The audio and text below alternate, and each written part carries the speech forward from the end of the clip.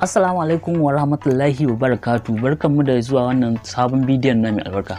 Hakika mun zo muku da wata sabuwar hanya wacce zaka cire kowace waya mai security.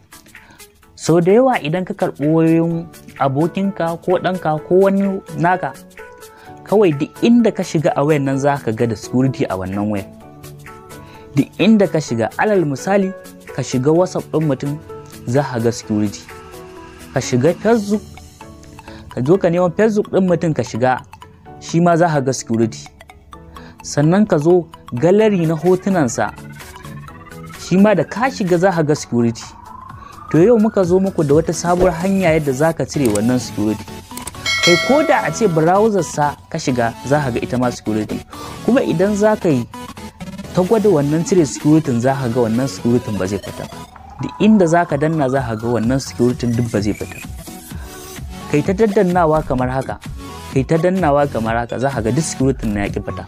To hakika yau muka ga wannan hanya da muka zo muku da ita wacce za ka cire wannan security ce cikin sauƙi. To ita dai wannan hanya biyu ce ta cire wannan security. Akwai hanya farko wadda idan ka bi ta za ka lalata wannan security gaba ɗaya, yadda shi kan shi mai wayar sai ya canza saita wannan security akan wayarsa. Ita kuma hanya ta biyu ita ce wadda za ka iya buɗe security wayar bayan ka duba ka ga me aka rufe a wannan application ɗin, sannan kuma daga baya security ya dawo yana aiki bayan 'yan mintuna. To yadda za ka buɗe wannan security shine yanzu abin da za mu nuna muku a nan. Amma kafin mu shiga cikin bidiyon, idan wannan ne zuwan ka na farko, ka danna mana alamar subscribe, kana ka danna ƙarar sanarwa domin samun sababbin bidiyon mu da zarar mun dora. Idan ka karɓi wani ka ganta da wannan security, to yawanci kaso 70 na cikin mutane suna amfani da wannan application din ne mai suna app locker. To idan kana so ka sauke wannan security da gani a wayan mutum, sai ka zo ka nemo setting din wayar ka kamar haka. Kamar mu ga setting din mu, sai ka shiga setting din wayar ka kamar haka. Bayan ka shiga setting din wayar ka ya bude, sai ka nemo inda aka sa apps and notification, wata kuma za ka ga iya apps kawai aka saka. Kadan nan sai ka shige shi kamar haka. Bayan ka shige shi kamar haka, sai ka zo inda za ka ga application din wayar ka gaba ɗaya, sai ka rina see all din nan, zai fito ma da application din wayar ka gaba ɗaya bayan ya gama downloading. Bayan ya fito ma da application din wayar ka gaba ɗaya, sai ka yo ƙasa, sai ka zo inda aka sa apps lock. Kaga application din nan ne suna apps lock, sai ka danna. To hanya ta farko, idan kana so ka lalata wannan security gaba ɗaya, shi kan shi mai wayar ma sai ya ƙara saita shi. Idan ka ba shi wayar, sai ka danna wannan inda aka sa storage din nan, gashi nan ga wani waje da aka sa storage, sai ka danna shi kamar haka.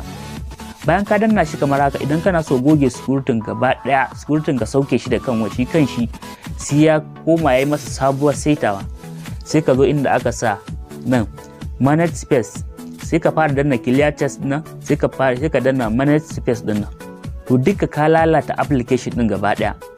Hanya ta biyu kuma, idan kana so ka tsayar da application din daga aiki bayan ɗan lokaci 'yan mintuna sai ya dawo ya ci gaba da aiki, sai ka zo inda aka sa nan post stop din nan, gashi kamar haka, sai ka danna shi kamar haka.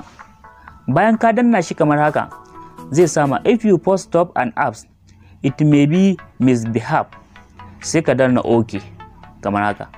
Bayan ka danna OK kamar haka, yanzu ya yi stop din application zuwa ɗan lokaci, sai ka koma back.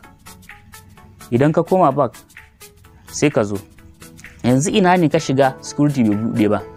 Kamar yanzu ka zo Facebook din mutum, akwai security a ɗazu, in ka shiga haka za ka ga ya buɗe.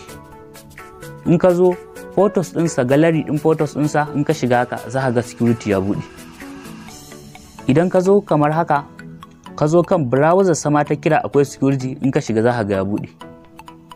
Duk inda yake da wannan security, hatta message an sa security, amma yanzu in ka danna za ka ga message ɗinsa ya buɗe. To duk inda yake da security, yanzu wannan security ka riga ka dakatar da shi gaba ɗaya, ya daina aiki, amma zuwa wani ɗan lokaci zai iya dawo. Idan kuma ka bi wancan ɗayar hanya, ka lalata shi gaba ɗaya, sai an koma an ƙara saita shi da yake. Idan ka ji daɗin wannan bidiyon, ka danna masa alamar like, sannan ka yi share da 'yan uwanka ko in kowa ya amfana.